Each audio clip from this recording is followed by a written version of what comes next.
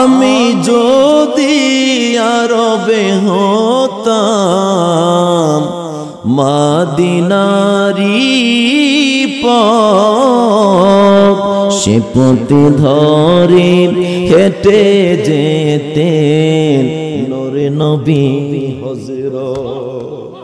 আরে কেমন আশিক রাসূল ছিলেন কাজী নজরুল, আরে কেমন পাগল ছিলেন কাজী নজরুল। বাংলাদেশের সরকার তার উপাধি দিল কাজী নজরুল হলো জাতীয় কবি। উনি ডাক দিয়া বলে আমি জাতীয় কবি কাজী নজরুল, আমি জাতীয় কবি হয়ে এতটা স্যাটিসফাইড মনে করি না, আমি নিজের ধন্য মনে করি না। আমি ধন্য মনে করতাম যদি আমারে মদিনার মাটি আমার আল্লাহ বানাইতো, আর এই মাটির উপরে দিয়া রহমতের নবীর কদম মোবারক পড়তো। নবীজি মসজিদে নববীতে যাইতেন, হেঁটে হেঁটে যাইতেন, আর আমি মাটি ধন্য হয়ে যাইতাম। এই কাজী নজরুলের কবিতাগুলো আমি অনেক রিসার্চ করে দেখলাম। উনি বললেন চমৎকার চমৎকার কথাগুলা বললেন, আমি ওনার কবিতা শুনে অবাক হয়ে যায়। মাত্র 8 পাশের একটা ব্যক্তি কয় কি, ওরে মুহাম্মাদের নাম জপেছিলি বুলবুলি তুই আগে, তাই কি রে তোর কণ্ঠের গান, তাই কি রে তোর কণ্ঠের গান এতই মধুর লাগে ওরে, এতই মধুর লাগে ওরে গোলাপ নিরিবিলি তুই নবীর কদম ছুঁয়েছিলি। আল্লাহু আকবার বলেন। ওই গোলাপ নবীজির কদম মোবারক ছুঁয়েছিল। আরে গোলাপ ফুল কোথায় থেকে তৈরি হইল? হাদিস শরীফ পড়তে পড়তে দেখতে পাইলাম আমার নবী মেরাজ থেকে আসলেন, আসার পরে নবীজির এই কপাল মোবারকের ভাঁজ মোবারক যখন ভাঁজ মোবারকের মধ্যে যখন ঘাম মোবারক জমে গেছে রে, নবীজি শাহাদাত আঙ্গুলি দিয়ে মুছা দিলেন। মুছা দিয়ে যখন জমিনের মধ্যে রাখলেন, রাখার পরে আল্লাহ পাক ঘাম মোবারককে বৃথা যাইতে দেয় নাই। আল্লাহ পাক নবীজির ঘাম মোবারক দিয়া গোলাপের গাছ বানায়া দিছে, আর গোলাপের গাছ থেকে গোলাপ ফুল তৈরি হয়েছে। এই জন্য মনে রাখবেন, জীবনে কোনদিন রাসূলুল্লাহর সাথে বেয়াদবি করবেন না বাবা। 26 পারা খোলেন, আমার আল্লাহ পাক ওয়াজ করেন আন তাহবাতু আমালুকুম। হুজুর আছে না নাই? আন তাহবাতু আমালুকুম, নবীর কণ্ঠের উপরে কণ্ঠ উঠলে ঈমান বরবাদ। কথা বলেন ঠিক কি না? যে স্টেজের মধ্যে আলেম ওলামা থেকে ওই স্টেজের মধ্যে আমি আলোচনা করে অনেক মজা পাই, কারণ তারা কথাগুলো বুঝে সহজে। নবীর কণ্ঠের চেয়ে কণ্ঠ যদি কারো বেড়ে যায়, সব আমল বরবাদ হইবে। একসাথে বলেন, সব আমল বরবাদ হইবে, রইবে নাকি ছই বাকি। আল্লাহ দিয়েছে নবীকে সম্মান, তোমার হিংসায় হবে কি? নবীর সাথে বেয়াদবি করলে, নবীর সাথে বেয়াদবি করলে আমল করে হবে কি? ঠিক কিনা বলেন? আরে রাসূলুল্লাহর সম্মান। আজকে আমি জুমা পড়াই নারায়ণগঞ্জ বন্দরে। আজকে জুমার দিন আমি একটা কথা বলেছিলাম, রাসূলুল্লাহর সাথে সম্পর্ক থাকলে এক ব্যক্তি 5 ওয়াক্ত নামাজ, ব্যবসায়িক কারণে 5 ওয়াক্ত নামাজ পড়তে পারে না, বুখারীর হাদিস। 5 ওয়াক্ত নামাজ পড়তে পারে না ব্যবসায়িক কারণে, নবীজির কাছে যায় কই, ইয়া রাসূলুল্লাহ, নবী গো, আমি 5 ওয়াক্ত নামাজ পড়তে আমার কষ্ট হয়, যদি কষ্ট করে আপনি আমার নামাজটা কমায় দিতেন। আর একটু আস্তে বলেন সুবহানাল্লাহ, আরো আস্তে বলেন সুবহানাল্লাহ। নবীজির কাছে গেছে, ইয়া রাসূলুল্লাহ, আমার নামাজ একটু কমায় দিতেন ভালো হইতো। আমার নবীজি বলেন, সালাতুল আসরাইন, তুমি কি করো? দুইটা নামাজ পড়বা, ফজর এবং আসরের নামাজ, 2 ওয়াক্ত নামাজ পড়বা। আমি নবীর খাতিরে 5 ওয়াক্তের সওয়াব তোমার আমলনামায় জমা হবে। আরে কেমন নবীর উম্মত আপনি আর আমি। একজন সাহাবী নবীজির কাছে ডাক দিয়ে, বুখারীর হাদিস, এটাও বুখারী, আমি নিজে বুখারী পড়াই, বুখারীর মধ্যে এসেছে, একজন সাহাবী নবীজির কাছে গেলেন, ডাক দিয়া কই হালাকতু ইয়া রাসূলুল্লাহ, মারহাবা বলেন, ইয়া রাসূলুল্লাহ আমি ধ্বংস হয়ে গেছি। আমার নবীজিকে, বেটা তোর কি হইছে ক? কো হুজুর আমি ধ্বংস হয়ে গেছি। কো কি করছো? রমজান মাস আসতেছে না আমার সামনে। কো হুজুর আমি রমজান মাসে দিনের বেলা আমার স্ত্রীর সাথে সহবাস করে ফেলাইছি। নাউজুবিল্লাহ বলেন। কো হুজুর আমার বড় একটা অ্যাক্সিডেন্ট করে ফেলাইছি। অ্যাক্সিডেন্ট কি অটো থেকে উল্টে ফিরেছে নাকি? বুঝতে হবে বাবা, দিনের বেলা আমার স্ত্রীর সাথে আমি হুজুর সহবাস করে ফেলাইছি, আমার ভুল হয়ে গেছে হুজুর, আমার মাফ করে দেন। হুজুর কি করা যায়? আপনি রহমতের নবীর কাছে এসেছি সাজেশন নেওয়ার জন্য, উচ্চ আওয়াজে বলা যাবে কি মারহাবা? আমার নবী ডাক দেয়া বললেন, সাহাবী রে, ও সাহাবী, তোমার উপরে শরীয়তের 3টা আইন প্রযোজ্য হলো। 1 নাম্বার হলো, যদি কোনো, একটু পরে খাই, তোমার উপরে শরীয়তের 3টা আইন প্রযোজ্য হলো। মারহাবা বলেন। বাজান আমার সাথে মায়া আছে, তো হুজুর ওয়াজ করতেছে, একটু সাদে সাড়া গলাটা ঠিক থাকবো। মারহাবা বলেন। আল্লাহ যেন নেক হায়াত দান করে, আমিন বলেন। ওই সাহাবীকে আমার নবীজি বললেন, দেখেন কি কথা, তোমার উপরে শরীয়তের 3টা আইন প্রযোজ্য হয়েছে। 1 নাম্বার আইন হলো, যদি কোনো গোলাম, তুমি কি করবা? একজন গোলাম আজাদ করে দিবা। গোলাম আজাদ করে দিলে তোমার এই রোজার কাফারা আদায় হয়ে যাবে। মারহাবা বলেন না। এবার সাহাবী ডাক দিয়া কয়, ইয়া রাসূলুল্লাহ, নবী কিসের গোলাম থাকবে আমার কাছে? আমি নিজেই তো একটা গোলাম, আমার কাছে কোনো গোলাম নাই, কেমনে আজাদ করি নবী গো? আমার নবী ডাক দেয়া বললেন, তাহলে তুমি কি করবা? 2 মাস একাধারে রোজা রাখতে হইব। কয় মাস? কই ইয়া রাসূলুল্লাহ, আমার ফিজিক্যাল বডি, আমার বডির দিকে তাকায় দেখেন বেশি সুবিধা না, 1 মাস রোজা রাখা আমার পক্ষে অনেক কষ্ট। হুজুর আমি পারবো না, আমি 2 মাস একাধারে এই জরিমানার রোজা রাখা সম্ভব না। আমার নবীজি বলেন, 3 নাম্বার হলো ইতহামা 60 মিসকিনান। ও সাহাবী, 3 নাম্বার হলো, তুমি কি করবা? 60 জন মিসকিনে পেট ভরে খাওয়ায় দাও। কো হুজুর মদিনার জমিনে আমার মতো গরিব কেউ নাই, আমি 60 জন মিসকিনদের দাওয়াত করে খাওয়াবো, টাকাও নাই, পয়সাও নাই, এমটি ভোগে। মারহাবা বলেন না। এখন শরীয়তের আইন কয়টা? জোরে বলেন না। মাশাআল্লাহ। 1 নাম্বার হলো গোলাম থাকলে আজাদ করে দাও। 2 নাম্বার হলো একাধারে 2 মাস রোজা রাখো। 3 নাম্বার হলো ইতামা 60 মিসকিনান, কি করো? 60 জন মিসকিনকে খাওয়াই দাও। খোদার কসম হুজুর, কোনটা আমার পক্ষে সম্ভব না। এবার আমার নবী বললেন, তাহলে বসো দেখি কি করা যায়। কিছুক্ষণ পরেই 1 টুকরি, ব্রাহ্মণবাড়িয়ার ভাষায় বলা হয় টুকরি, মানে জুহুনি আর কি, 1 টুকরি উরা অথবা জুহুনি, আপনারা কি বলে এদিকটা? উরা। আপনারা এদিকটা উরা বলেন। একজন সাহাবী মাথার মধ্যে করে 1 টুকরি খেজুর নিয়ে আসলেন, তামার নিয়ে আসলেন, নবীজির দরবারে ডাক দেয়া কই, ইয়া রাসূলুল্লাহ, নবী গো, এই যে খেজুরগুলো আপনাকে হাদিয়া দিলাম গো নবী, মনে রাখবেন তাহাব্বু, হাদিয়া দিলে মহব্বত বাড়ে। ইমাম সাহেব হুজুরকে শুক্রবারে হাদিয়া দিবেন, হুজুরে আপনার জন্য দোয়া করবে, আপনার ফ্যামিলির জন্য দোয়া করবে, হাদিয়া দিলে মহব্বত বাড়ে। আমার নবীজির দরবারে হাদিয়া তোফা দিলেন।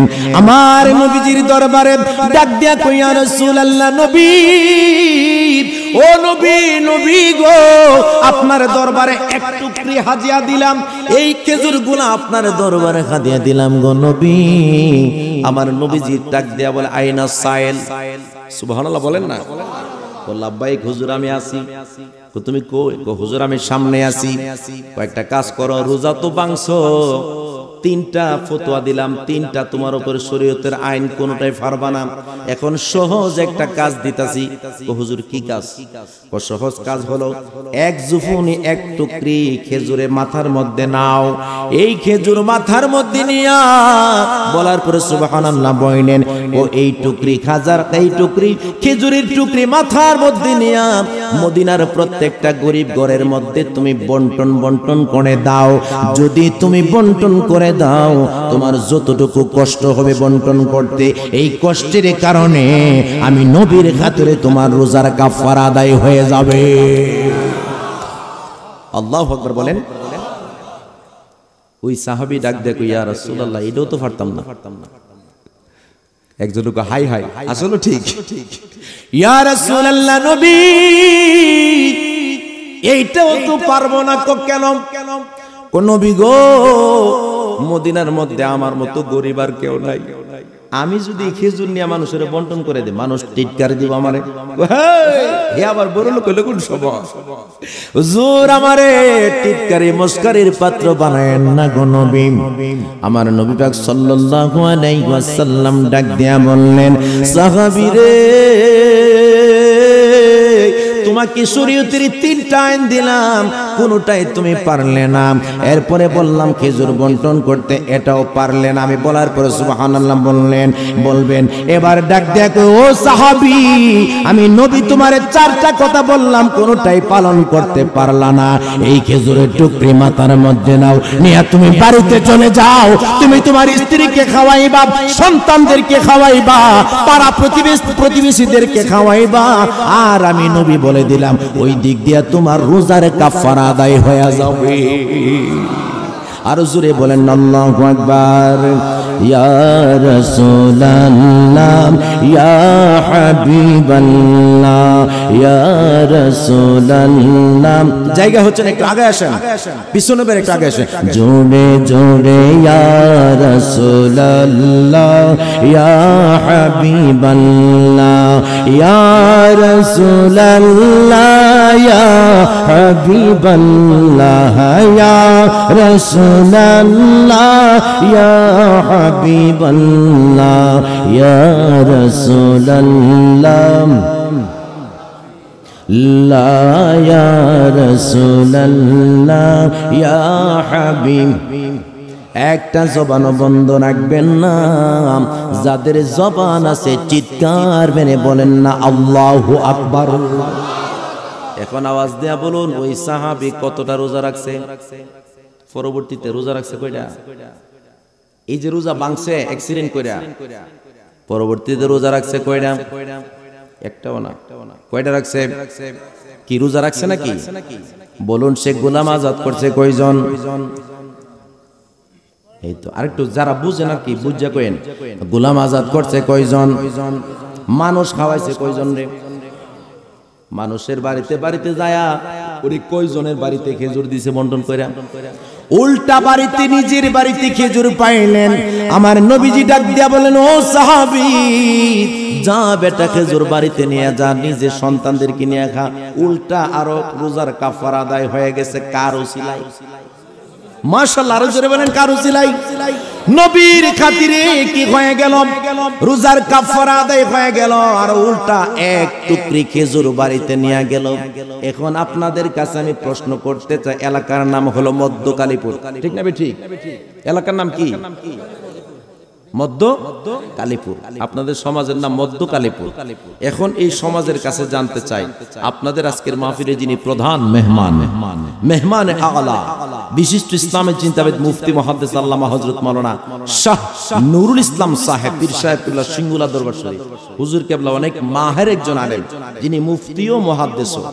এখন মনে করেন এই এলাকার মধ্যে মনে একটা অ্যাক্সিডেন্ট একজনে করছেন রমজান মাসে দিনের বেলা। অ্যাক্সিডেন্ট কি আপনি সিএনজি থেকে উল্টে গেল হালো ফেরে গেছেন কা? বুঝেন নাই? এই একটা অ্যাক্সিডেন্ট হয়ে গেল আপনার। অ্যাক্সিডেন্টটা করার পরে কি হয়, কি করতেছেন আপনি কি করলেন? পীর সাহেব হুজুরে 5 কেজি কালা আঙ্গুর এনে দিয়েছেন। জোরে বলেন, কয় কেজি? মাশাআল্লাহ, আর জোরে কয় কেজি? আমার এনে দিয়েছেন আরো 5 কেজি। আর ইমাম সাহেব হুজুর এনে দিয়েছেন আরো 5 কেজি। মোট কত কেজি? 15 কেজি মিয়া 500 টাকা করে হইলে 5-15 কত 75 7,500 টাকার আঙ্গুর আনলেন। এই আঙ্গুরগুলো আপনি আনলেন 7,500 টাকার আঙ্গুর কিনলেন, 3 জনকে সমান করে 5 কেজি করে করে দিলেন। আপনি রোজাটার কোন একটা সিস্টেম আমরা করতে পারবো না 3 জন মিল্লা। কি কারণে পারবো না? কথা কন নাকি? কি কারণে পারবো না? কারণ আমরা হলাম শরীয়তের গণ্ডির ভিতরে। ঠিক কি না বলেন? দেখেন ওয়াজ বুঝা বাড়িতে যান। আমরা হলাম শরীয়তের গণ্ডির ভিতরে, আমরা শরীয়তের গণ্ডির ভিতরে। এই জন্য আমাদেরকে 15 কেজি কালো আঙ্গুর দেওয়ার কারণে পারি নাই। শুধু 15 কেজি না, সারা বাংলাদেশটাও যদি আমাকে আপনাকে পিসা হুজুরে আর হুজুরে লেখা দেন, সম্ভব নেই। উহুদ পাহাড়টা লেখা দিলেও সম্ভব না। আমার নবী বলেন, আমার উম্মতে মুহাম্মদী সারা সৃষ্টিকুলের যারা আছে সবাই হলো শরীয়তের গণ্ডির ভিতরে। আমি বলার পরে সুবহানাল্লাহ বললেন, ওই আমি নবী হইলাম শরীয়ত প্রণেতা। আমি নবী যেটা বলি সেইটাই শরীয়ত হয়ে যায়।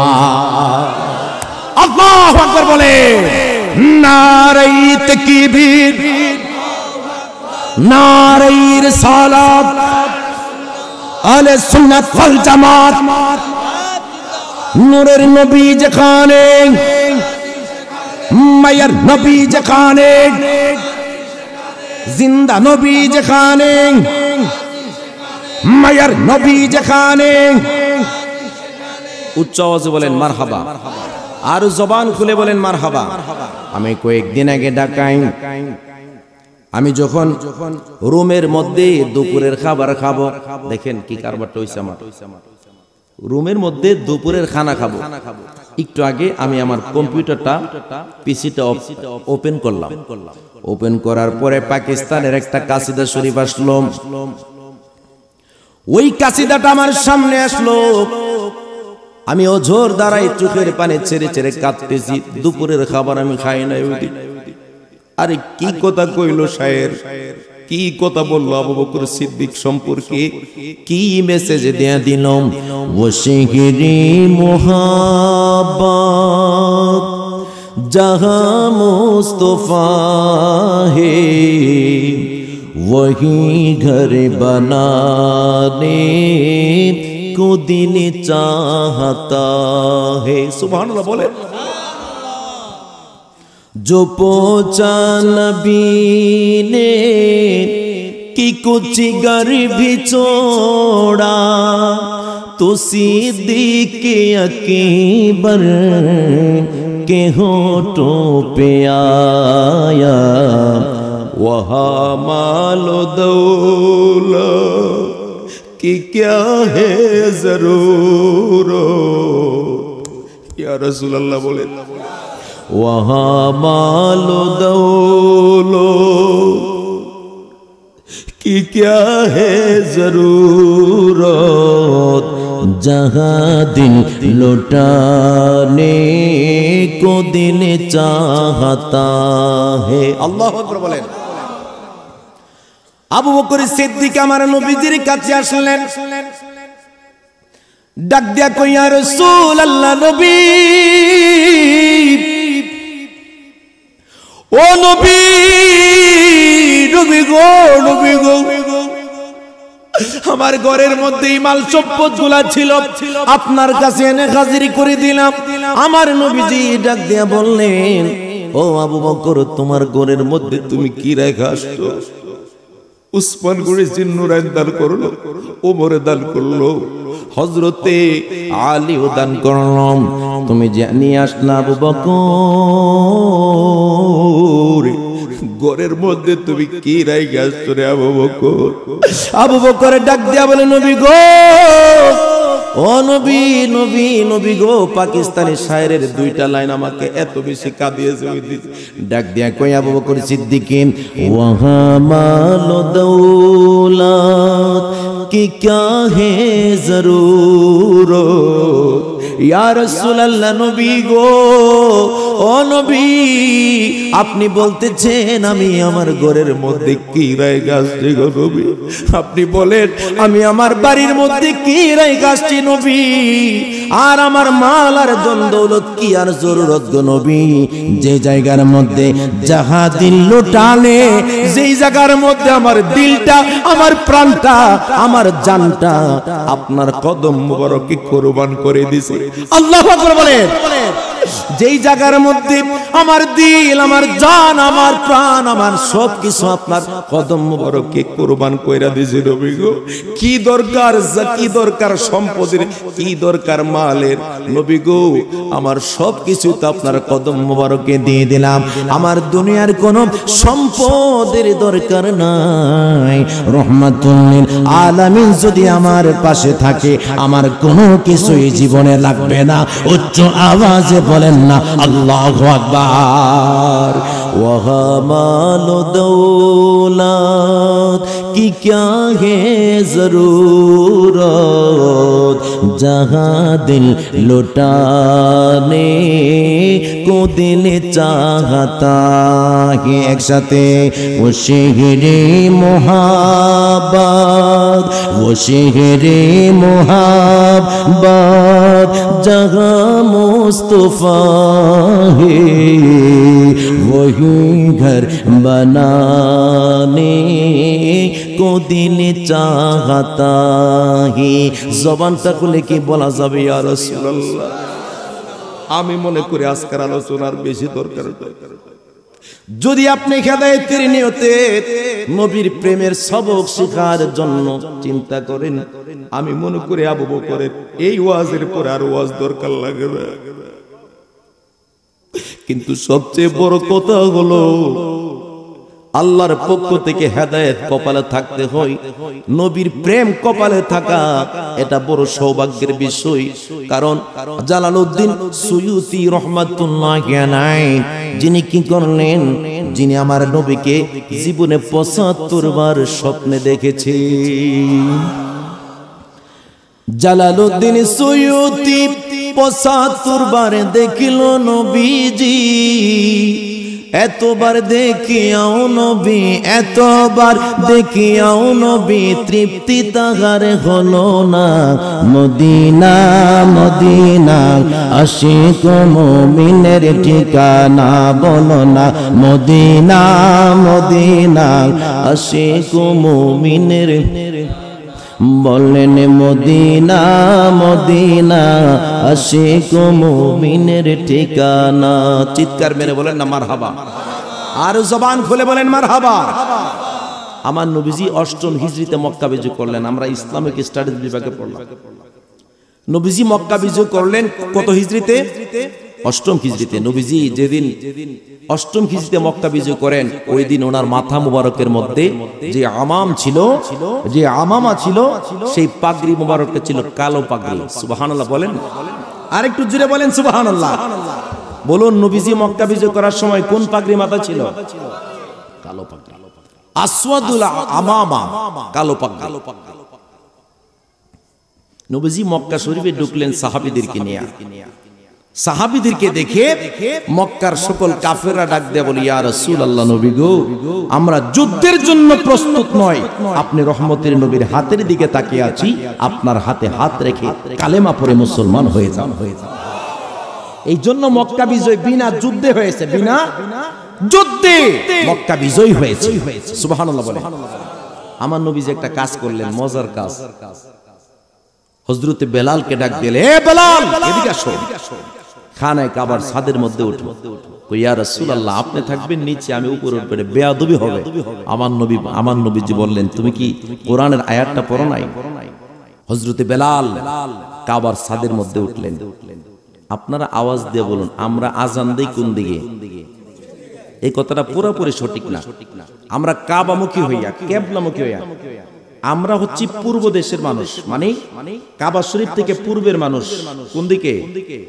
আপনারা পশ্চিম, এটা না, এটা না, এটা, আমরা কাবা শরীফ থেকে পূর্বের মানুষ আজান দেই, নামাজ পড়ি পশ্চিম দিকে। এই জন্য আমরা কই নামাজ পড়ি পশ্চিম দিকে, আজান দেই পশ্চিম দিকে। আসলে আমরা খানায় কাবার দিকে ফিরে আজান এবং নামাজ পড়ি। জুড়ে বলেন না সুবহানাল্লাহ।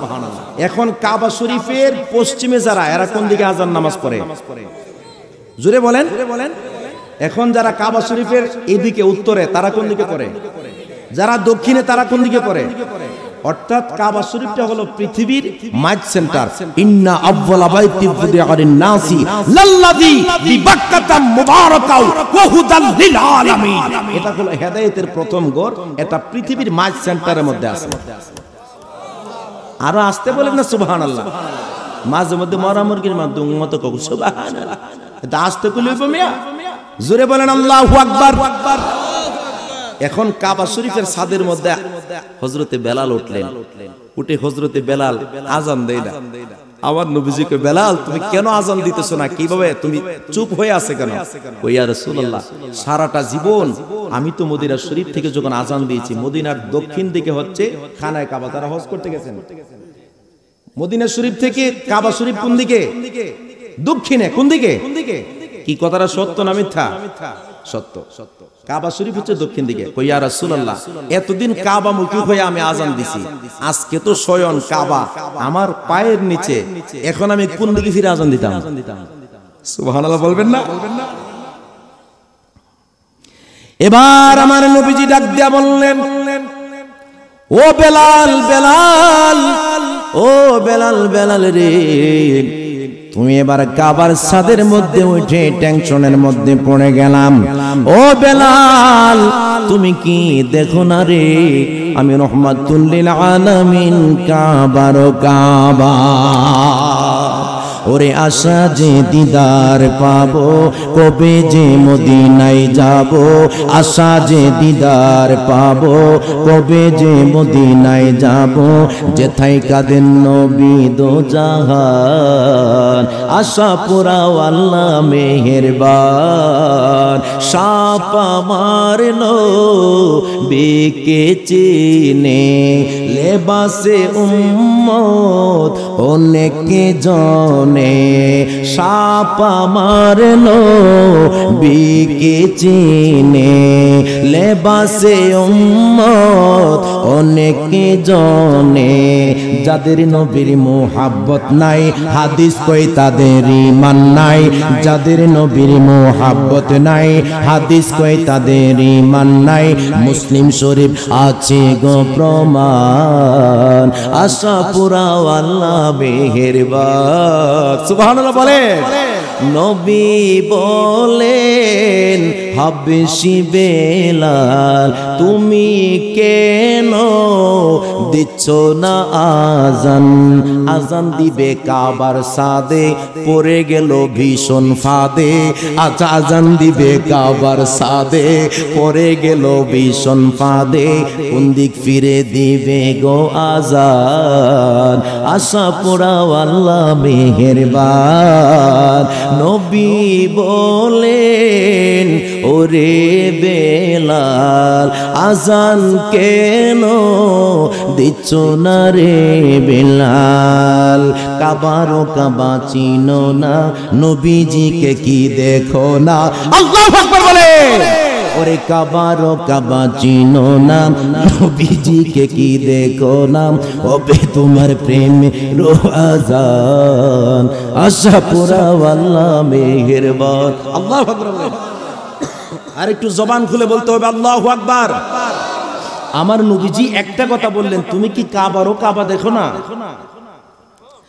আরে আমি যেই নবীজি দুনিয়ার জমিনে তাশরীফ মুবারক আনার পরে আমি নবীর দিকে স্বয়ং কাবা শরীফ সিজদার মধ্যে পড়ে গিয়েছিল। আমি নবী যেই দিকে স্বয়ং কাবা শরীফ সিজদায়, শুধু কাবা সিজদায় নয়, কাবার ভিতরে 360টা মূর্তি পর্যন্ত ছিল। ওই মূর্তিগুলো পর্যন্ত আমি নবীর দিকে সিজদায় পড়ে বলছিল, নারায়ে রিসালাত ইয়া রাসূলুল্লাহ। আল্লাহু আকবার বলে।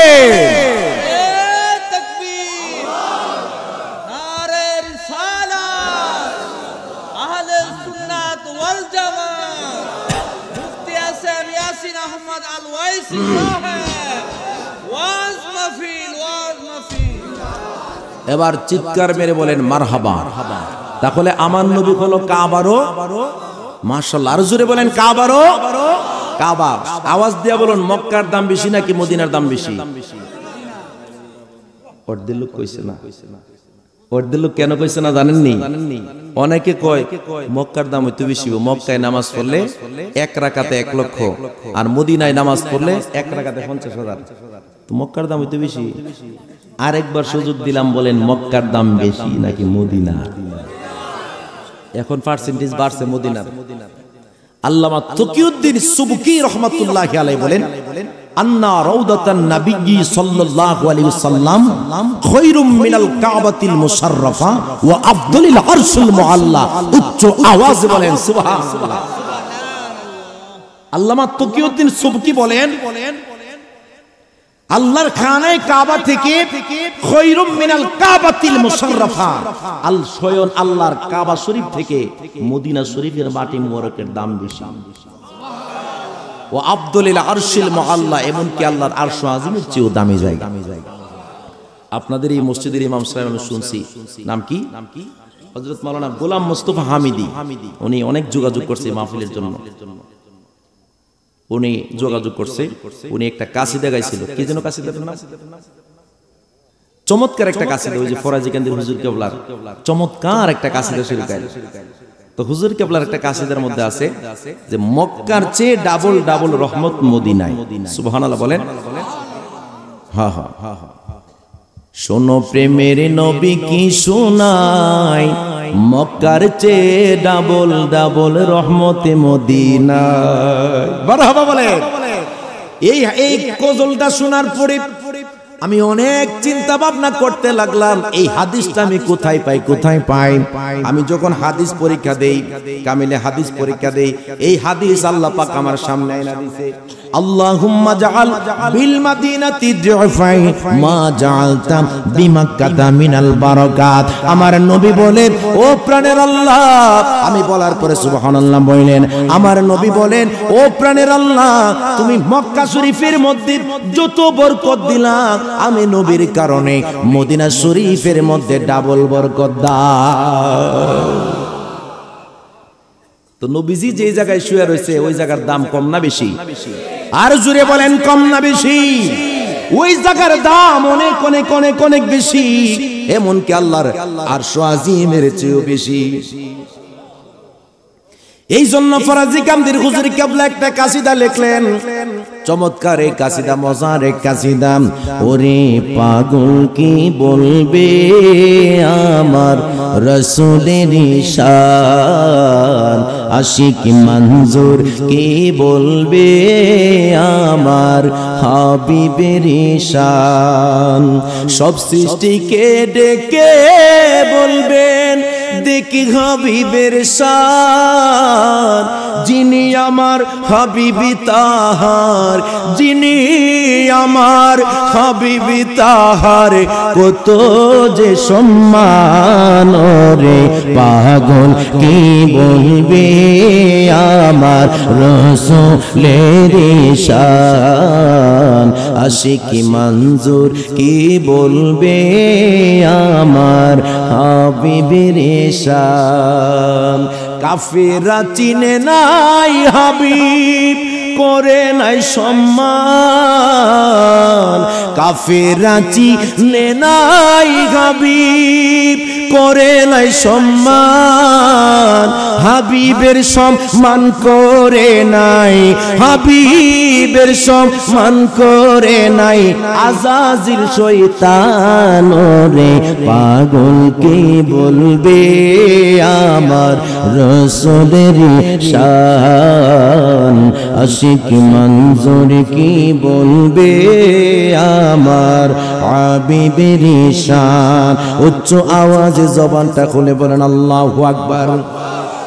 নবীর শান শুনতে ভালো লাগে না খারাপ লাগে? আরে আমি তো মনে করি আমি যদি মদিনার একটা ছোট্ট জারুদার হইতে পারতাম, আমার জীবন ধন্য হইতো। দেশের বিভিন্ন জায়গায় আলোচনা করে, ইন্ডিয়াতে সহ বিভিন্ন জায়গায় আলোচনার অফার, বিভিন্ন দেশে যাওয়ার অফার। আমি মনে করি কোন জায়গায় যাওয়ার বিষয়টা আমার কাছে বড় মনে হয় না। যদি মদিনার রওজা মুবারকের একটা সামান্য জারুদার হইতে পারতাম, আমার জীবনটা বড় ধন্য হয়ে যাইতো।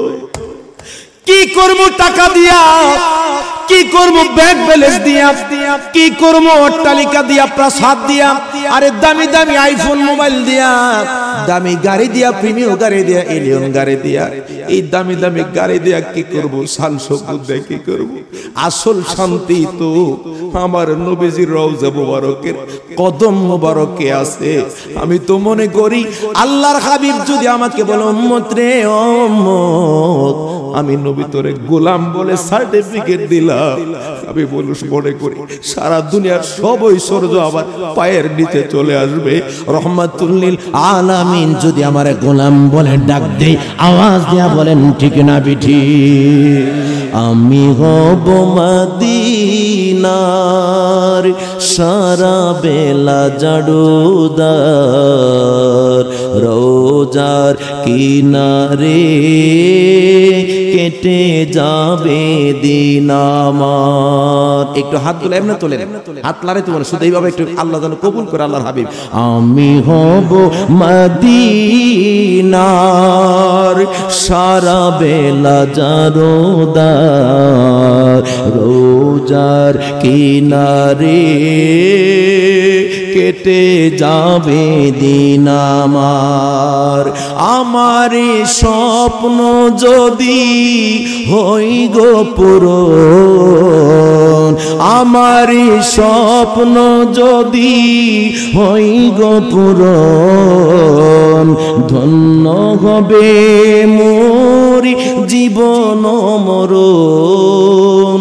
আমি হব মদিনার সারা বেলা জারুদার, রোজার কিনারে কেটে যাবে দিন আমার।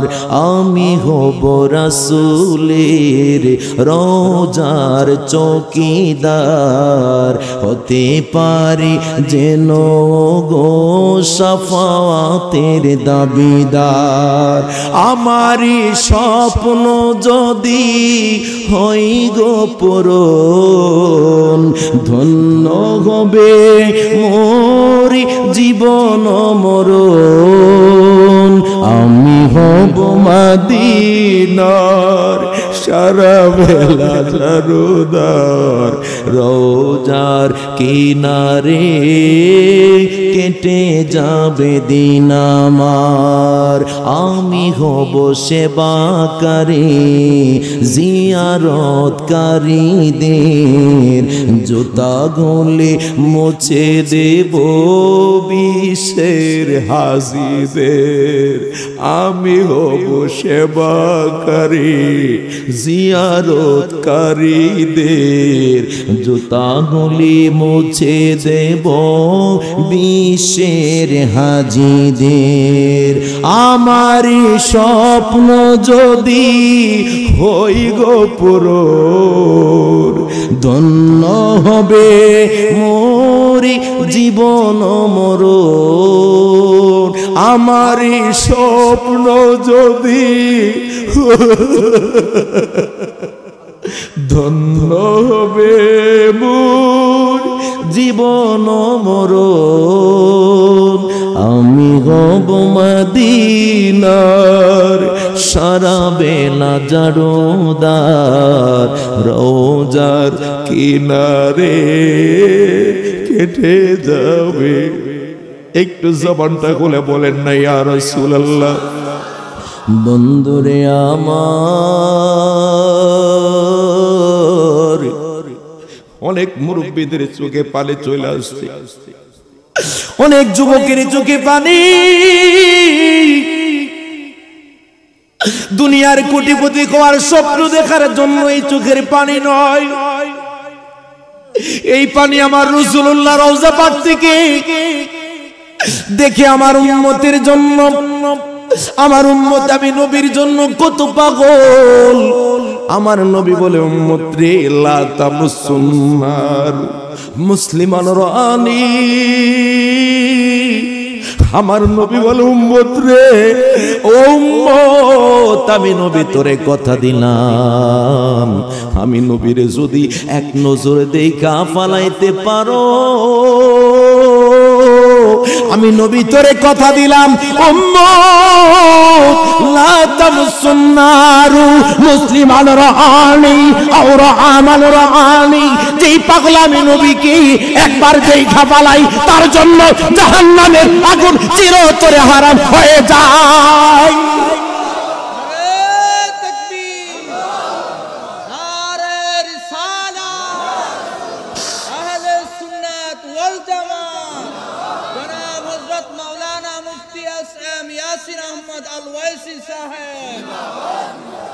একবার দিদার দেখাও নূর নবীজি তোমায় পরাণ ভরে আমি দেখব। ভালো লাগে না খারাপ লাগে? একবার দিদার দেখাও নূর নবীজি তোমায় পরাণ ভরে আমি দেখব। ইমাম আযম আবু হানিফা রাহমাতুল্লাহি আলাইহি কিতাবের নামটা বলে দিলাম উকুদুল জিমাত আকিবে আবি হানিফাতান নুমান। এই কিতাবের মধ্যে এসেছে ইমাম আযম আবু হানিফা রাহমাতুল্লাহি আলাইহি জীবনে যিনি 57 বার হজ করেছেন। আর আসতে বলেন সুবহানাল্লাহ। কতবার? 57 বার যিনি হজ করলেন জীবনে। জীবনে যিনি 57 বার হজ করলেন, জীবনের শেষ সময়ে তিনি কি করতে লাগলেন একটু খেয়াল করে দেখেন। যার উস্তাদের সংখ্যা ছিল 6,500। সুবহানাল্লাহ। কত হাজার? 6,500 উস্তাদের সংখ্যা। যার ছাত্রের সংখ্যা ছিল 90,500। উকুদুল জিমান আকিবে আবি হানিফাতুন নুমান কিতাবের মধ্যে এসেছে এই ইমাম আযম আবু হানিফাতান নুমান ইবনে সাবিত জাওতাল কুফি, নুমান ইবনে সাবিত এই ইমাম আযম আবু হানিফা রাহমাতুল্লাহি আলাইহি জীবনের 57 বার শেষবার আমার নবীজির কাছে গেছে। রওজা পাকে দাঁড়ায় গেছে রে, নবীজির কাছে ডাক দেখো নবী গো, ও নবী জীবনে 57 বার আপনার কাছে আসলাম, খানায় কাবা গেলাম। আমার মনে হয় আই হ্যাভ ডিটারমাইন্ড, আমি দৃঢ় সংকল্প করে বলি নবী গো, আমার মনে হয় আমি বাবা জমার আপনার কাছে আসতে পারবো না। আমার মনে হয় আমার হায়াতের বাজেট পড়ে গেছে রে, আমি আর আপনার কাছে আসতে পারবো না গো নবী। ও নবী জীবনে 57 বার আপনার কাছে আমি হাজিরা দিলাম, তবে আজকে জীবনের শেষবার আপনার কাছে একটা রিকোয়েস্ট করে গেল। আল্লাহু আকবার। ইয়া রাসূলুল্লাহ নবী জীবনের শেষ সময় আপনার কাছে একটা রিকোয়েস্ট করি, আমি আপনার কাছে আর কোনো চাওয়া পাওয়ার থাকবে না গো নবী। আমার নবীজি রওজা পাকে দাঁড়ায় কয়, পাগলা ইমাম আযম আবু হানিফা কয়, ও নবী নবী নবী গো, আর আমার কোনো স্বপ্ন সাদা হালাত নাই, আমার জীবনের শেষ সময়ে আপনার কাছে রিকোয়েস্ট করি গো নবী, আপনি আপনার রওজায়ে আতহার মুবারক থেকে, রওজা শরীফের ভিতর থেকে আপনার হাত মুবারকটা বাহির কইরা দেন, আমি ইমাম আযম আবু হানিফা আপনার হাত মুবারকের মধ্যে চুমা খাইয়া আমার জীবনকে আমি ধন্য করে দিব। বলতে দেরি হয়েছে, মুহূর্তের মধ্যে রওজা মুবারক থেকে নবীজির নূরানি হাত মুবারক বের হয়ে গেছে। হযরত ইমাম আযম আবু হানিফা রাহমাতুল্লাহি আলাইহি নবীজির কদম মুবারক বরাবর এইভাবে লুটায় পড়লেন, হাতটাকে কপালের মধ্যে রাখলেন, গালের মধ্যে রাখলেন, জুতার নিচে রাখলেন, দাড়ি মুবারকে লাগায়, দাড়ির মধ্যে লাগায়, কপালে লাগায়, চোখের মধ্যে লাগায়, আর ডাক দেয় কই নবী গো, ইয়া রাসূলুল্লাহ, নবী গো, নবী গো, নবী গো, আমি ইমাম আযম আবু হানিফা 57 বার হজ করলাম, 57 বার আমার জীবনে আপনার কাছে আসলাম। আমি মনে করি নবী গো, আজকে আমি ইমাম আযম আবু হানিফার জীবন বড় ধন্য হয়ে গেছে। জবান খুলে আওয়াজ দিয়ে বলেন মারহাবা। সেই ইমাম আযম আবু হানিফা রাহমাতুল্লাহ আলাইহি উনি মসজিদের মধ্যে জামাতের সহিত নামাজে যাইতেছেন না। তো যেই মসজিদ ওনার বাড়ির সামনে, এই মসজিদে নামাজ পড়েন না, মুসল্লিরা কানাঘুষা করে যে ইমাম আযম আবু হানিফা উনি মসজিদে আসতেছেন না। তো ইমাম সাহেব হুজুর যিনি, উনি বললেন বিকালের আগে, অর্থাৎ দুপুরের পর পরে ইমাম আযম আবু হানিফাকে বললেন, হুজুর আপনি মসজিদে আসেন না, কি কারণে? আমরা কি কোনো অপরাধ করলাম? উনি ডাক দিয়া বলে, কুফানগরীতে উনি ডাক দিয়া বলে, আপনারা যে মসজিদে নামাজ আদায় করেন এই মসজিদ খানায়ে কাবার বরাবর না। আর আসতে বলেন সুবহানাল্লাহ। কথাগুলো বুঝতে হবে কিন্তু, এই মসজিদ খানায়ে কাবা বরাবর নয়। তখন ইমাম সাহেব যিনি, তিনি বললেন, এটা কিভাবে বুঝলেন? এখন বর্তমানে কম্পাস আছে না নাই? প্রত্যেকের মোবাইলের মধ্যে কম্পাস আছে, দেখবেন একটা অ্যাপস আছে। আমরা যখন বিভিন্ন জায়গায় মাহফিলে যাই, মানে সব জায়গার মধ্যে কি আর সব আল্লাহর ওলি থাকে নেই, অনেক জায়গার মধ্যে মানুষ নাই, কারে জিগাম? ওই কম্পাস, মোবাইল শরীফের মধ্যে কম্পাস শরীফ আছে না, এটারে জিগায় যে পশ্চিম কোন দিকে।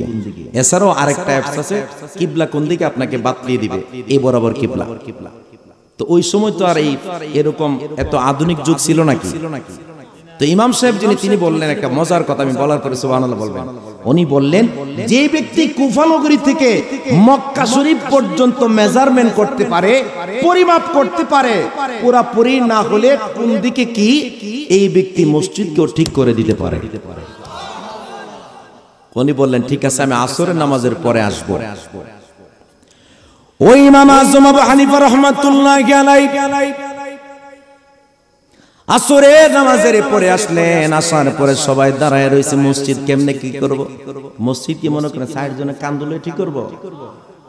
কেউ কান্দুলে ঠিক করা সম্ভব?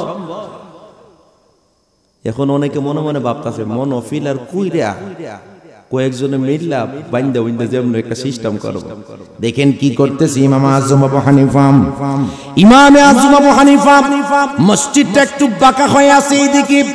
ইমাম আযম আবু হানিফা রাহমাতুল্লাহি আলাইহি কি করলেন? বললেন ঠিক আছে, শুরু করতেছি। সবাই দাঁড়ায় রইলেন, শত শত মানুষ দেখবে ইমাম আযম আবু হানিফা মসজিদে জামাতে আসেন না। এই মসজিদ সোজা না, এই জন্য পুরাপুরি খানায়ে কাবার দিকে নয়, এই জন্য তিনি আসেন না। উনি নাকি সোজা করবে। মানুষ অনেকেই কয় এটা পাগলের প্রলাপ নাকি। এবার তিনি বললেন ঠিক আছে, আমি এই মসজিদকে সোজা করে দিব। উনি অনেক পিছনের দিকে গেলেন, পিছনের দিকে যাইয়া মসজিদটা পুরাপুরি সোজা নাও, একটু বাঁকা। উনি কি করলেন? পিছনের দিক থেকে একটা সামনের দিকে দৌড় মেরে দিলেন। দৌড় মাইরা ওনার সিনাটাকে, যেই দিকে মনে করেন এই দিকে মসজিদটা, এই পাশে কি করলেন? ওনার সিনাটাকে দৌড়ায় আয়েশা সিনাটাকে দিয়া জোরে একটা মসজিদের মধ্যে চাপ মারলেন।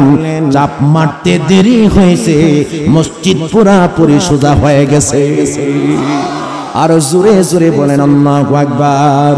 ও প্রিয় হাবিব, পাগলের রাখছো কেন দূরে? পাগল ছিল আজকরনি, জব্বা দিলা তারে। আমি পাগলা বৈশা রইলাম, চাই যে তোমারে।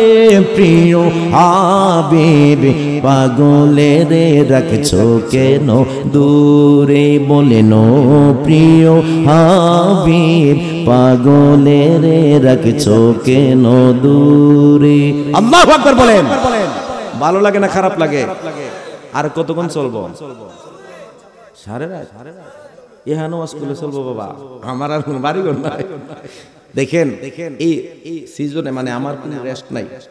আমি অলরেডি অ্যান্টিবায়োটিক ট্যাবলেট খাই স্টেজে উঠি, মানে প্রচন্ড পরিমাণে অ্যান্টিবায়োটিক জিমেক্স ট্যাবলেট আছে না ভাইজান, জিমেক্স ট্যাবলেট খাইলে মাথা এমনি ঘোরা। আর এই মনে হয় সিলেট থেকে নারায়ণগঞ্জ থেকে মতলব থেকে আবার চাঁদপুর থেকে আবার চট্টগ্রামের পরে আবার ওইদিকে হচ্ছে টাঙ্গাইল, এদিকে ঢাকা, সারা দেশ ঘোরাঘুরি। আল্লাহ যে কোন রকমে বাঁচায় রাখছে বাবার, এই জান চলে না। স্টেজের মধ্যে উঠলে আমার মনে হয় জানটা কি যেন হয়ে যাবে, কিন্তু আল্লাহর কি কুদরত। স্টেজে আসার আগে কত ক্লান্তি, কিন্তু আমি যে এতক্ষণ আলোচনা করলাম একবার কি গরির দিকে তাকাইছি? এখন যে অবস্থাটা, এখনের বিষয়টা প্রেমে চলে। কিসে চলে? জোরে বলেন কিসে চলে? এটা প্রেমে চলে। আবার যখন নামমু আবার দুর্বলতা শুরু হয়ে যাবে, অসুস্থতা। এই বয়সে আল্লাহ পাক কত প্যারা, তারপর আল্লাহর হাবিব সাল্লাল্লাহু আলাইহি সাল্লাম কবুল করেছেন, আপনাদের সামনে কথা বলার তৌফিক দিয়েছেন আল্লাহ পাক। আমার মহান মুর্শিদ হচ্ছে আহলে জান্নাতুল বাকি, যিনি ফরাজিকান্দির হুজুর আল্লামা শায়েখ সৈয়দ ডক্টর মনজুর আহমদ রেফাই। জোরে বলুন না মারহাবা। এই যে চতুরা শরীফ নাম শুনছেন না? চতুরা, সোনাকান্দা, সারসিনা শরীফ এবং সিংগুলা দরবার, এরপরে ফরাজিকান্দি দরবার, এই দরবারগুলা হচ্ছে একদম খাঁটি, যাদের মধ্যে শরীয়ত, তরিকত, হাকিকত, মারিফাত, চতুর্থ এলেম আছে যেটার মধ্যে, এইগুলা হচ্ছে ফুরফুরা সিলসিলার দরবার। সুবহানাল্লাহ বলেন না? আওয়াজ দিয়ে বলুন ঠিক কিনা? আল্লাহ পাক যেন এসব দরবারগুলোকে কিয়ামত পর্যন্ত কায়েম এবং দায়েম রাখে, আমিন বলেন। আমি তরিকতের এলাকার মধ্যে মাহফিল করলে বাবার এই মাইক সার তো মন চায় না, পাবলিকে দেয়। কয়েকদিন আগে এক মাহফিল করছি বুড়িচং, এর আমার মাহফিল করাইছে, কালেকশন করাইছে, এরপরে আরো বলে 2 ঘন্টা করতাম। আমি তো আমার আয়া জব করে তোরা, আরে বাবা রে বাবা, জান চলে না, এরপর শেষ। পাবলিক তো ছাড়তে চায় না, আর আমি ওয়াজ শেষ করুম কেমন? আমরা একজনও জান না, যেভাবে বইছে আর মধুহুকের মতন যাওয়ানোর কোনো সুযোগ নাই। ঠিক না বেটি? আল্লাহ পাক যেন কবুল করে, সবাই বলুন আমিন। আজকের মাহফিল আসাতে কারা কারা খুশি হাত তুলে দেখাই। তাকবীর দেন, তাকবীর।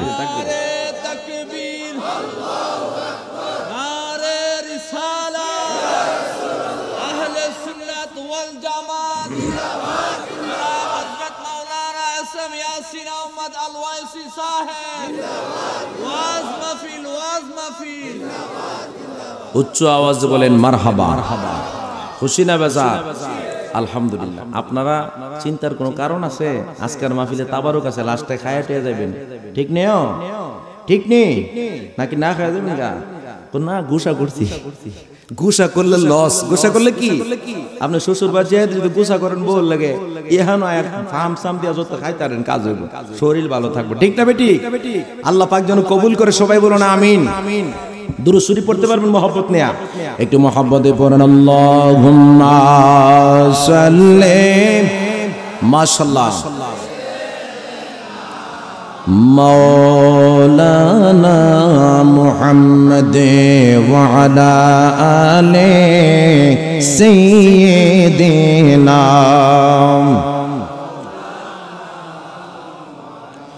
ও গো আল্লাহ দয়া করো, নসিব করো মদিনা। নবী জানকে না দেখাইয়া কবরে ডাক দিও না। আল্লাহুম্মা সাল্লি। মাশাআল্লাহ। মৌলানা মুহাম্মদ ওয়া আলা আলি সাইয়্যিদিনা। সবাই জবান খুলে বলেন মারহাবা। আমি আপনাদেরকে আজকে একটা সুন্দর একটা প্রেসক্রাইব করে দিয়ে যাব। আমার রাসূলকে মহব্বত করেছেন, মহব্বতের আলোচনা করলাম। বলুন আমরা রাসূলুল্লাহর উপরে দুরূদ শরীফ পড়তে রাজি আছি কিনা? একজন ইমামের নাম ছিল, যিনি জাজুলি তরিকার ইমাম, ওনার নাম হচ্ছে শাইখুদ দালায়েল ইমাম জাজুলি রাহমাতুল্লাহ, যিনি একটি কিতাব লিখেছেন দুরূদ শরীফের কিতাব, দালায়েলুল খায়রাত। দালায়েলুল, এই কিতাবটা আমার কাছে আছে।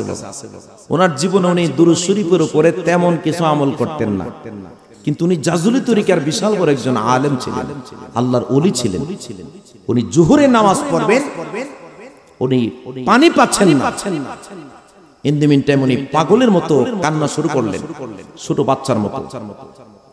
উনি পানি ছাড়া কিভাবে ওযু করবেন, উনি নামাজ পড়বেন কিভাবে? শাইখুদ দালায়েল ইমাম জাজুলি রাহমাতুল্লাহি আলাইহি একদম পাগলের মতো হয়ে গেলেন। আহারে আমি পানি ছাড়া কেমনে ওযু করব?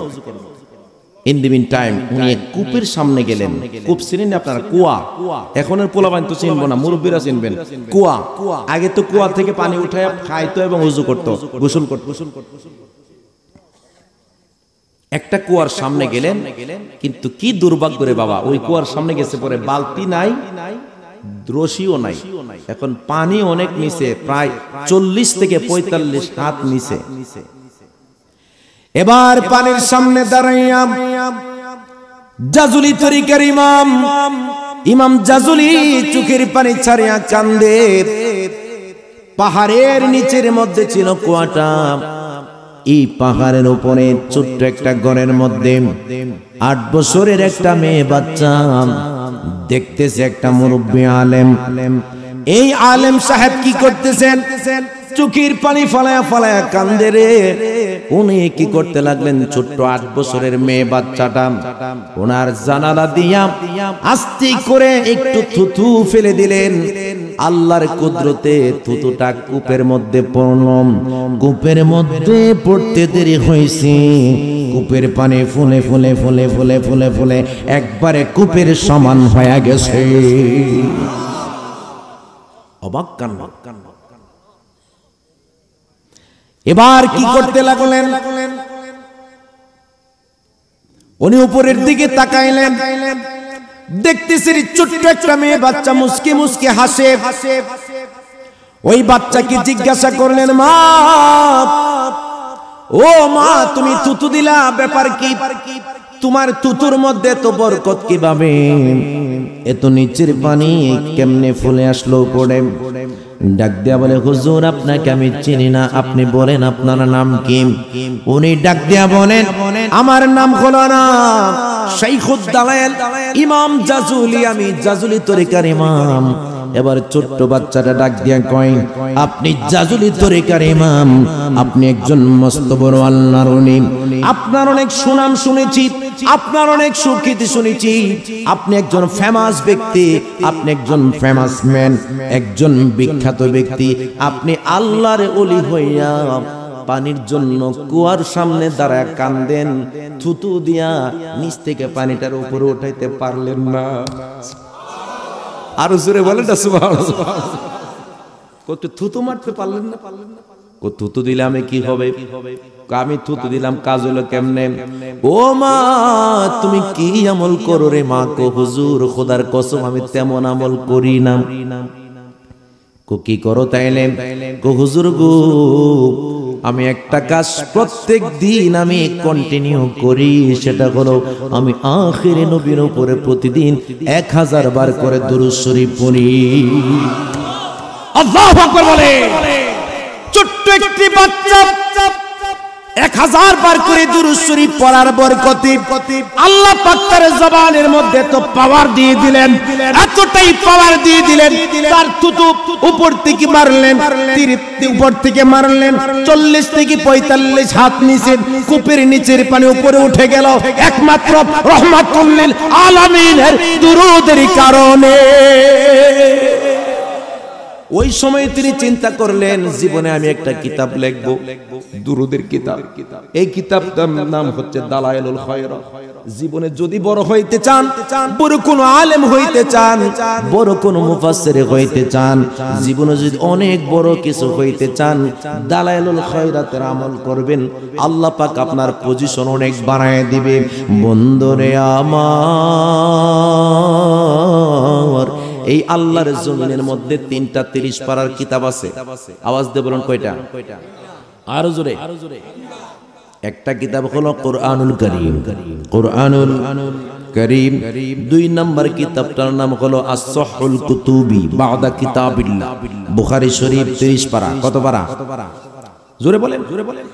30 পারা। আরেকটা কিতাব এই জমিনের মধ্যে 30 পারার আছে, ওই কিতাবটার নাম হলো মুজমুআয়ে সালাওয়াতুর রাসূল, আমার রাসূলের উপরে দুরূদ শরীফের কিতাব 30 পারা। কত পারা? আজকে থেকে দুরূদ শরীফ পাঠ করবেন, দুরূদ শরীফ পাঠ করবেন আমার নবীর উপরে কমসে কম 300 বার। কতবার পারবেন কিনা? দুনিয়ার সব কিছু পারেন। মসজিদের মধ্যে যখন মুসল্লিরা যায়, বাবা মসজিদের মধ্যে গেলে যায় সবার আগে, আসে সবার পরে, যায় সবার আগে নেই। আমি যেমনি কইছি এমনি বাবা, যাই সবার পরে। আরে মিয়া জোরে বলেন, এই হুজুর আছেন না, মসজিদে যাই সবার পরে, আসে সবার। ইমাম সবুদুরজন শুক্রবারে নামাজটা সালামটা ফিরে আসসালামু আলাইকুম ওয়া রাহমাতুল্লাহ, আসসালামু আলাইকুম ওয়া রাহমাতুল্লাহ, একটা টর্নেডোর মতন লাগিয়ে থাকে মসজিদের মধ্যে। কেমনে আগে বাইরে জুতা লইয়া, এও নিজের জুতা না তো আরেকজনের জুতা লইয়া বাড়ি যা। কথা বলেন ঠিক কি না? আমার এক মুসল্লি ছিল, উনি আপনার নামাজ টামাজ পড়তো না, তো ওনারা আমি বুঝাইছি, বাবা রে নামাজ ছাড়া কোনো গতি নাই, কি করবেন দুনিয়াদারি কইরা। এই লোক আচ্ছা হুজুর আপনি যেহেতু কইছেন, যাক আমনের দিকে ছায়া নামাজটা পড়তাছে, নাউজুবিল্লাহ, আমার দিকে ছায়া বলে নামাজ পড়তাছে। আপনি খুশি হয়েছেন নি? আমি খুশি হয়েছি, আল্লাহ না খুশি হইবা আপনি নামাজ পড়েন, আমনের দিকে ছায়া নামাজও যাইতাছে। আমি আমার কত লোক এই লোক বুঝাই সুজাই মসজিদে আনি, তো মসজিদে আসছে, আল্লাহ কি কত বেড়া দিন নামাজ পড়তে আইছে, এই দিনে বেড়ার জুতা লয়ে গেছে। এই লোকরা আর মসজিদে আনা সম্ভব? আমার হুজুর কানুন ধরছে, আর মসজিদে যেতাম না। আরে কি হয়েছে মিয়া? হুজুর নতুন জুতা রে কিনা হালি আইছি মসজিদ, এর লাগি তো মসজিদে আয় না, মসজিদে সব জুতা চোর বইরা রইছে। কি চোর? মসজিদের মধ্যে সব জুতা চোর জমাইছে। আমি জমাইছি আমি? আবার এই মসজিদের মধ্যে চোর মুসল্লি সাইজা অনেক চোর যায় কি যায় না? জোরে বলেন। আমি এক রমজান মাস ছোটকালে আমার জুতা এমন এক লোকে নিছে, আমি যে লোকের সামনে গিয়ে কমো যে আপনি আমার জুতা নিছে, আমার শরম লাগতেছে। এমন ভালো ভালো মুসল্লি আছে না? মুসল্লিরা নামাজ নামাজ পড়ে সুবহান রাব্বিয়াল আলা, মনে মনে কার জুতাটি বালা, ঠিক নি রে বাবা? চিন্তা করে কার জুতাটি বালা, কি নামাজ পড়তে গেছে না চুরি করতে গেছে? এটা বাটপার number pro pro pro pro, বুঝেন না? ভার্সন প্রো, এটা নতুন বাটফার। চিন্তা করে যে মসজিদের মধ্যে আসে না, যারা আসে যে বেটা জীবনে টাইনা মাইনা নিলাম, এ বেটা করতেছে তওবা করলাম আর জীবন আইতাম না হুজুর মসজিদ। আমি গেছি আপনার জুতা আমি কিনা দেবো, আপনার মসজিদ ছেড়েন না, আবার যদি কিনি আবার নিত না। আমি কার নিচে গারকে সিস্টেমে ফেলে গেছে, নিচে গার নতুন জুতা লয়ে মসজিদ আইছে করে, কোন নতুন কিনছি মসজিদ, নতুন নামাজি হইছি, এই লাগি তো নিচে গাম। আল্লাহ যাতে হেফাজত করে, সবাই বলো না আমিন। জবান খুলে বলেন আমিন। একটু দুরূদ শরীফ পড়তে পারবেন তো? মুহাব্বতে পড়েন আল্লাহুম্মা সাল্লি সাইয়্যিদিনা মাওলানা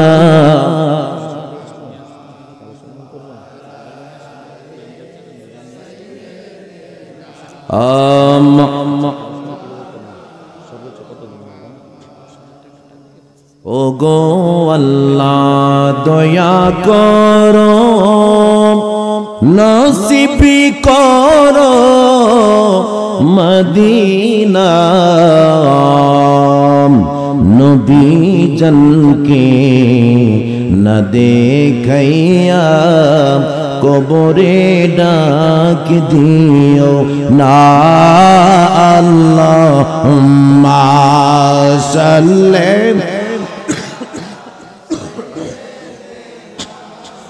মৌলানা মুহাম্মদ ওয়া আলা আলি সাইয়্যিদিনা মৌলানা মুহাম্মদ। ইসমে যাদের একটু জিকির করেন আল্লাহ আল্লাহ আল্লাহ আল্লাহ আল্লাহ আল্লাহ আল্লাহ আল্লাহ। ও মাবুদ মৌলা রে ডাকি আমরা তোমারে, মাশাআল্লাহ আল্লাহ আল্লাহ আল্লাহ আল্লাহ আল্লাহ আজকের জিকির কবুল করো রে, আজকের মাহফিল কবুল করো রে, আমার জিন্দা নবীর খাতিরে মাশাআল্লাহ আল্লাহ আল্লাহ ও মাবুদ মাওলা রে ডাকি আমরা তোমারে মাশাআল্লাহ আল্লাহ আল্লাহ আল্লাহ আল্লাহ গুনার বোঝা মাথায় লইয়া, গুনার বোঝা মাথায় লইয়া কান্দি দেশে বিদেশে রে,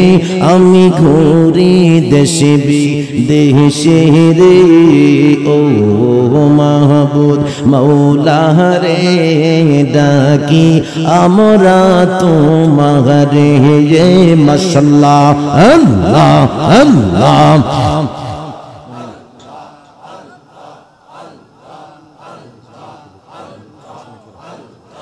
আল্লাহ আল্লাহ আল্লাহ আল্লাহ লা ইলাহা ইল্লাল্লাহ মুহাম্মাদুর রাসূলুল্লাহ সাল্লাল্লাহু আলাইহি ওয়াসাল্লাম। চিৎকার মেরে বলেন মারহাবা।